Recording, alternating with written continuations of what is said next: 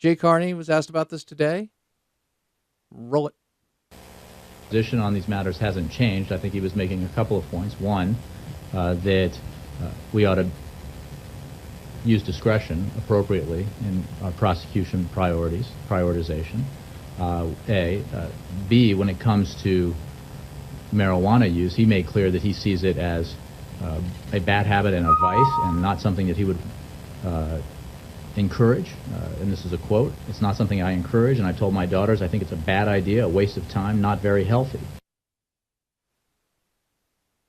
So, no, he hasn't changed in his opposition to that. But what was very interesting to me was the reasoning behind the comments that he had made. Jay Carney answering the follow-up today goes to the entire quote to defend, and then we get into fairness. Roll it.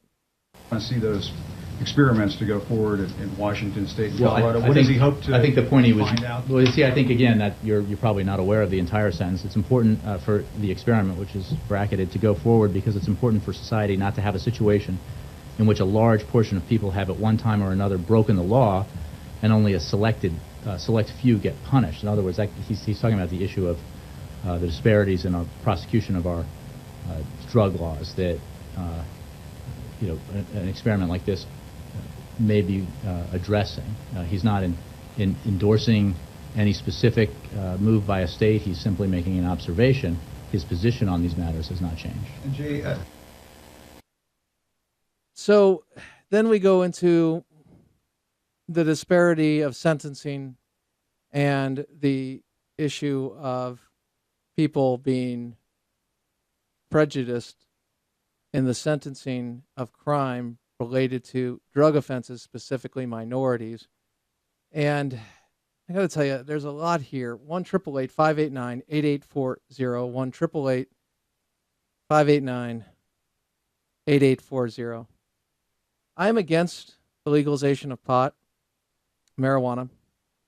Many reasons. You're going to get more death, more addiction. It's more powerful than it's ever been. We don't really need another social narcotic. When I've looked at the numbers when it comes to drug-related offenses, and we look at that less than 1% are in prison for marijuana-specific, they're for mere possession. They're in for trafficking in drugs. When people say, well, we need more treatment, I would agree, but the treatment with the encouragement of if you do not go to treatment, if you do not follow the rule, you will go to jail.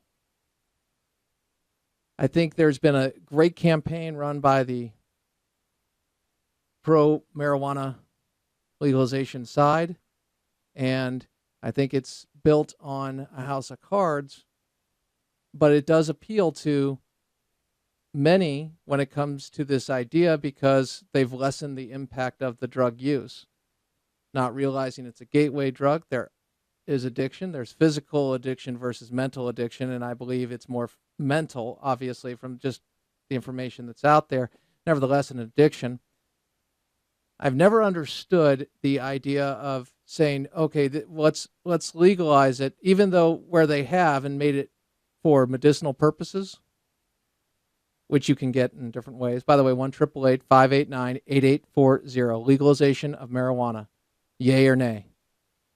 Where do you stand?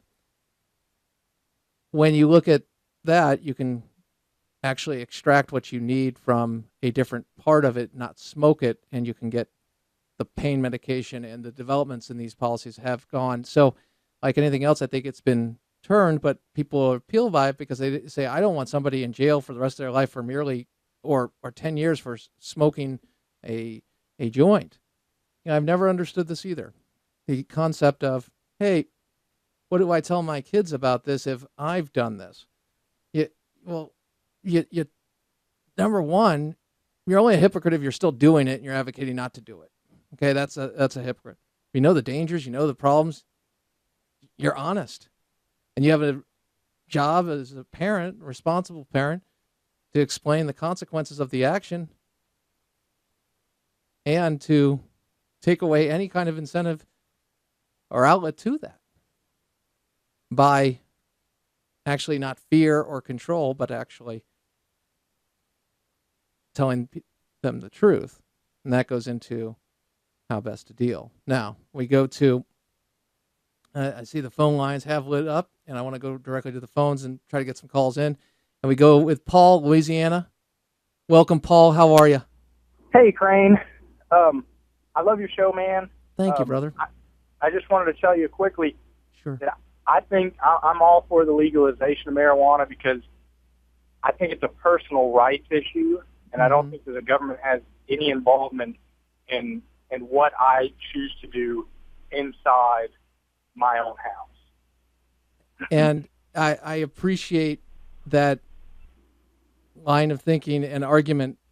And my only response would be the fact that, well, actually, there's a number of them, Paul, as you can imagine. But for this, there is a social cost to it.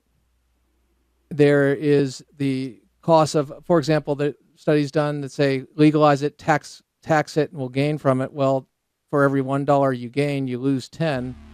And so you're dealing with something that further exacerbates an issue economically and societal costs.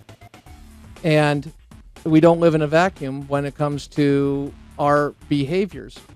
And I understand the liberty aspect of this and the freedom aspect, but do we have a right to enslave ourselves? That's another part of it. I'm out of time. I don't have time, and I want to give you a response, and I want to talk about this more, and we'll have to do it at another time, Paul. Thank you very much. We will have the other side, and we will do this topic again tomorrow night, big time special of Life. My apologies. I didn't run the clock very well tonight, but I will say this. It is a blessing to have you in the audience, each and every one of you. God knows you. God loves you. He created you, and you're worth it. And Paul and the rest of you want to chime in on this, thank you so much. We will give an opportunity to do just that. Live with honor in your life, compassion in your heart, and always keep the faith in Jesus Christ. Go to the Facebook page, AFR Talk.